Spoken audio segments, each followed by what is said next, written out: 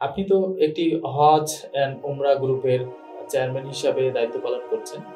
জি। এমদাদ হজ and উমরা group. এইটা সম্পর্কে আপনার একটু বিস্তারিত জানতে চাই। এটা কবে শুরু করলেন এবং কেন শুরু করলেন? আমি 2018 সালে এই গ্রুপটা খুলি, কিন্তু আমি হজের এই সেবাতে আসি 2021-20 সালে। মূলত আমি 2000 সালে হজ যখন করি, এক ভদ্রলোক, উনি একজন আলেম, ওনার মাধ্যমে আমি হজে যাই এবং আমার পরিবার সব 8 জন। তো একটা ভরসা ছিল যে উনি আমাদেরকে সেবা দিবেন, ভালো একজন আলেম, সব কিছু বুঝাবেন। কিন্তু আদতে যখন হজে গেলাম, ওনার সেবা বলতে কিছুই ছিল না, খালি নিয়ে গেলেন আর নিয়ে আসলেন। ওইখানে অনেক কিছু বোঝানোর ছিল, ধর্মীয় অনেক কিছু বোঝানোর ছিল, কোনটা ফরজ, কোনটা ওয়াজিব, কোনটা সুন্নত, এইগুলি বিষয়ে কোনো দিন ট্রেনিং দেয়নি। কারণ আমরা নতুন ছিলাম, তখন বুঝতেও পারিনি। যখন পরবর্তীতে জানতে পারলাম এইগুলো আমাদের কিছুই ট্রেনিং দেওয়া হয় নাই। যাই হোক, আমরা যখন হজ করছি, অনেকে আমাদেরকে বলছে এটা ফরজ, ওইটা সুন্নত, এই করলে দম দিতে হবে। এগুলি আমরা অন্যান্য হাজিদের কাছে, অন্যান্য হাজিদের যে মুআল্লিম আছে, ওনাদের মাধ্যম থেকে আমরা জানতে পারছি। তা আসলে তখন মনটা খুব খারাপ হয়ে গেল। ও আমাদের যখন খাবার আসতো, সব মুআল্লিমরা খাবার দিয়ে দিত, কিন্তু আমাদের খাবার আসতো না। উনি গাফলতি করতেন, এই কারণে উনি বুঝতেনই না যে খাবারগুলি আমার হাজিদেরকে সেবা দিতে হবে। মানে সেবার বেলায় একদম নিম্ন কোয়ালিটির ছিল। তখন থেকে আমি চিন্তা করলাম, এই একটা সুযোগ হাজিদের, আল্লাহর মেহমানদের একটা সুযোগ আছে যে হজ সেবা করার, এখানে তো অনেক বড় ফায়দা। অথচ একজন আলেম হয়ে উনি আমাদেরকে সেবা দেন না। তখন আমি মনে মনে চিন্তা করলাম যে এই সেবাতে আমি আসবো শুধু সেবার উদ্দেশ্যে। যাই হোক, 2 বছর পর আমি আমার আত্মীয় স্বজন, বন্ধু বান্ধব সবার সাথে যোগাযোগ করলাম যে আমি একটা এজেন্সির সাথে যুক্ত হলাম। যুক্ত হয়ে সবার সাথে যোগাযোগ করলাম। যোগাযোগ করে মাশাআল্লাহ কিছু হাজি পেলাম, পেয়ে আমি সহ গেলাম। যদিও সেই বছর আমার 5 জন হাজি ছিল। আচ্ছা। তো এজেন্সিওয়ালা আমাকে কিছু প্রোভাইড করলেন হাজিদের সেবা দেওয়ার জন্য। তো আমি আমার ইচ্ছা মাফিক যে অভিজ্ঞতা অর্জন করছি আমার হজের থেকে, যেসব ভুলভ্রান্তি ওনারা করেন, এইসব সব কিছু আমি আমার হাজিদেরকে সেবা দিতাম। ওনাদের খাবার সময় মতো পৌঁছে দিতাম। পরে মিনা, আরাফা, ওইখানে অনেক সেবার প্রয়োজন। খাবারের কারাকারি লাগে, ঠিকমতো পায় না। কাঁধে করে হাজিদের পানি, জুস, যে মুআল্লিম ছিলেন সার্ভিস সেন্টার, ওইখান থেকে এনে হাজিদেরকে দিতাম। শুধু আমার হাজি না, সকল হাজিদেরকে দিতাম। অনেকেই এত প্রশংসা করতেন যে আপনি আমার যে মুআল্লিম, আমার কোনো খবরই নেই, অথচ আপনি নিচ্ছেন।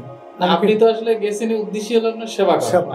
আমি তখন বলি হাজিদেরকে, দেখেন আমি সেবার জন্য আসছি, আমি 5 জন হাজি নিয়ে আসছি, এটা আমার মন ভরবে না, আমি সবাইকে দেব।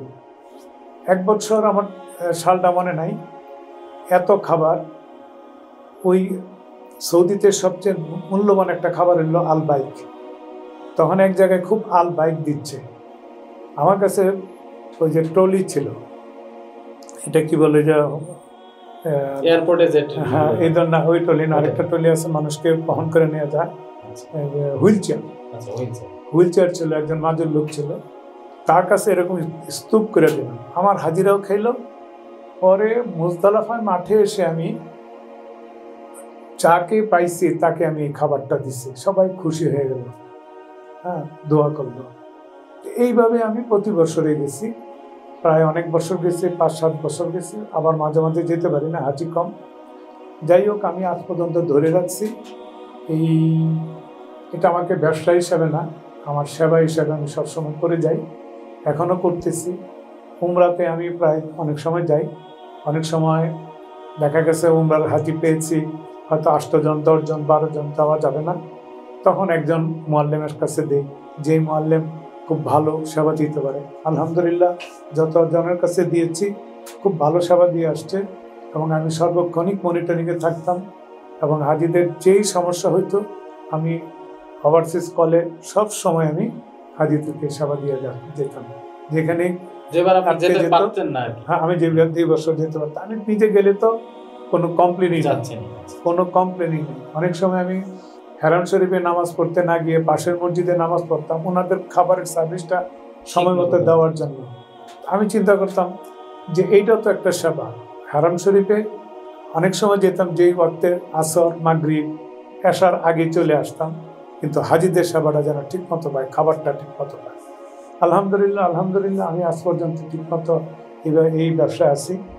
তো অনেক প্রশংসা যেরকম পেয়েছি, মানুষ মাত্র সব মানুষকে তো এক না, হয়তো 2-1 খুশি করতে পারি নাই, মানুষের কোয়ালিটি হিসাবে এরকম হয়তো হয় নাই। তা আলহামদুলিল্লাহ 95 জনের মতো খুব স্যাটিসফাইড আমার এই সেবাতে। আমি এই সেবাটা ধরে রাখতে যাই মৃত্যুর আগ পর্যন্ত। আপনি এর তো হচ্ছে আগস্ট মাস, আগস্ট 2025, আপনার নেক্সট উমরা কবে মানে হচ্ছে ডেট, মানে কবে যাচ্ছেন, আপনি যাচ্ছেন কিনা বা কবে ডেট করছেন? আসলে যাওয়ার বিষয়টা নির্ভর করে, হাজি যদি বেশি আসে তখন যেতে পারি, যখনই হাজি কম আসে তখন আমরা আরেকজনের কাছে দিতে হয়। মিনিমাম 30 জন হাজি না হইলে সেটা পুষায় আসে না। একজন মুআল্লিম গেলে সেই মুআল্লিমের খরচ আছে, তার টিকিট, ভিসা, খাবার, হোটেল, তাকে ওই একই খরচটা বহন করতে হয়।